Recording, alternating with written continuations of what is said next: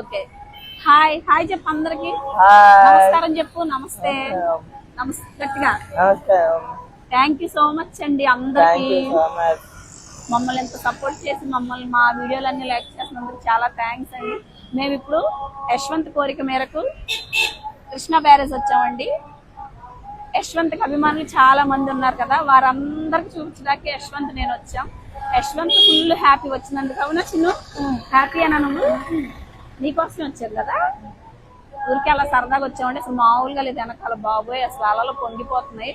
Okay thank you support చేసినందుకు. చెప్పమ్మా. Thank you. Bye.